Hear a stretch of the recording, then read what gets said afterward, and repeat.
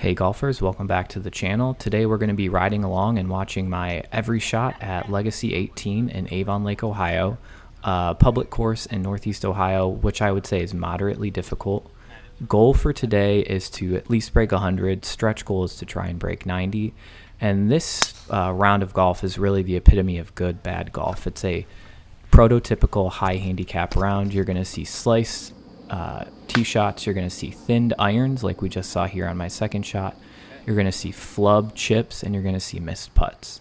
But we're also going to see some great recovery shots that keep me in the game, and we all know those are the shots that keep you coming back. So we are 3 shots into the first hole here, and I've put myself into the sand, and here it is. This is a great sand out for me. I picked it clean and I got it close. So I'm on my 5th shot here, putting for a bogey. Not the ideal way to start the round, but I've really scrambled to get here, and I do miss it. I didn't line it up well. But we're going to get the double bogey, and after that awful tee shot and awful second shot, I'm okay with that. Again, the goal is to be 45 to 50 on this front 9. We're at 2+, a little off the pace, but we have a lot of golf left. So on to the second. This is a 312-yard par 4 from the blues, and I slice it off to the right again. I am in a fairway, just not the fairway. From 110, that's a comfortable distance with my 9-iron, and again, I'm going to thin that iron shot, but it does go straight. It rolls up that cart path, and I am able to chip it really well. So I'm chipping well so far, and it puts me close enough to flirt with a par and make the par. So I'm pumped. You got the fist bump in the air. We're back on track, +2 after 2. That's bogey golf. That's a 90. So feeling good here going into the third. This is another par 4 with a dog leg left. I'm hitting the driver a little bit more straight every shot. Unfortunately, that's going to hurt me here because of the layout puts me in the rough beyond the fairway. 170 out, I pull out the 7-iron. That's not a distance I'm going to hit the 7-iron at, but I'm just trying to get close to the front of the green. I get a little bit more grass there than I intended, but I'm okay. I can chip this on and possibly save a bogey, and I hit it well. We're going to see it land just right of the hole, and then it's going to skirt left. So I'm actually going to be on the dance floor putting for par, and this is a makeable distance.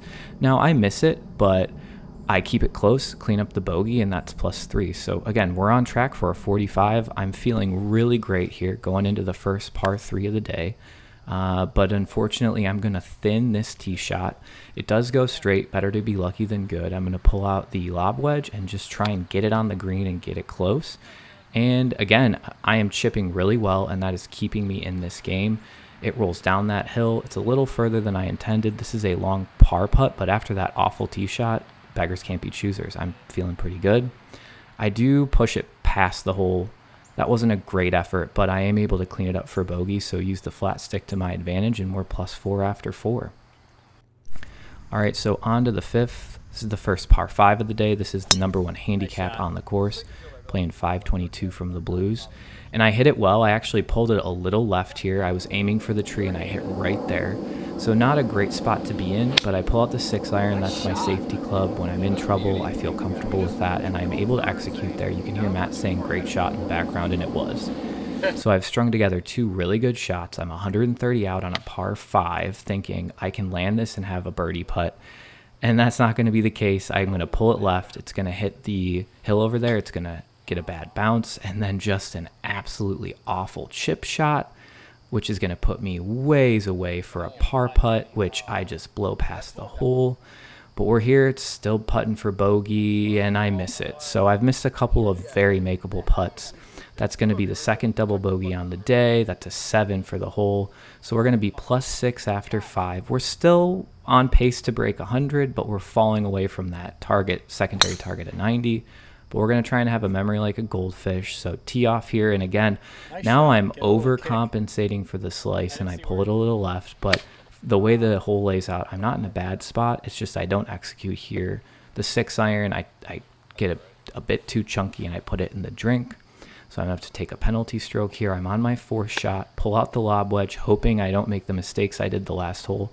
And I didn't. I'm able to land it on the green, and it landed way right of the hole, but then it skirted left. And I'm going to miss the bogey, but a double bogey after taking the penalty stroke. I'm going to count that as a win, And we're going to move on to the second par 3. We're at +8. I'm going to try and battle back here after those back-to-back double bogeys. And I hit the pitching wedge well. Again, I'm pulling up the clubs a little bit across my body and hitting them left, but that's okay. It works out for me. I've got a long birdie putt, but hey, I'm putting for birdie. That's never a bad thing. And I have a great lag putt. I keep it really close. For a downhill putt with water in the background, I'm ecstatic about that. And hey, there we go. I'm able to clean it up for par, second par of the day. Would love to get a like and subscribe if you guys are enjoying this. It really helps the channel grow. And we're back on track here. We're at +8 after 8, so tracking towards 90.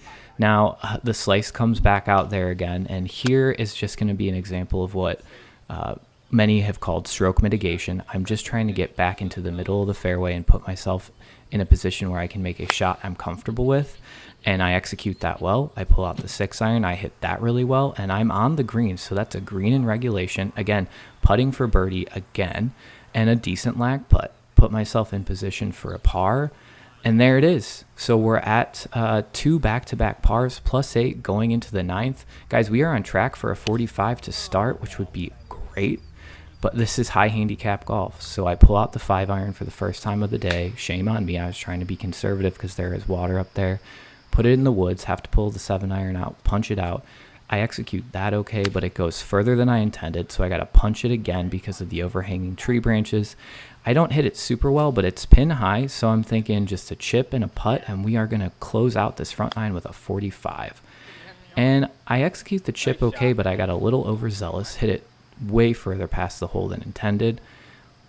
Makeable putt. It'll be a difficult putt for a bogey, and you know, it skirts off to the left, but this is very close. I can close this out for a double bogey +11 for the round, but that's not going to be the case. I missed the double bogey, so that's a triple bogey. First +3 of the round, that's a 47 for the 9. We're within target of breaking 100. All in all, not a bad high handicap front 9. That was 2 double bogeys, 1 +3, and 3 pars. I'm happy with that. Again, guys, if you've made it this far, we'd love a like and subscribe. Thanks for watching, and be sure to tune in for more high handicap golf.